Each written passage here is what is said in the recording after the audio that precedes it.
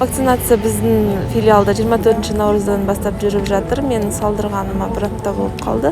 Екі этаптан да өттім. Ешқандай жаңағы реакциялық ауытқулар ешқандай болған жоқ.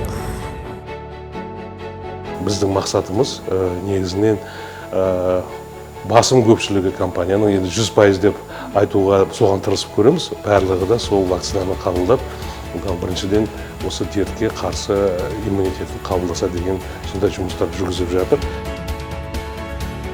Біздің емхананың арнайы сол бригадасымен осы заводтан, Қосыр заводынан 370-тен аса қызметкерлерге Спутник V вакцинасы енгізілді. Алдағы уақытта 1000 адамға жоспарлануда.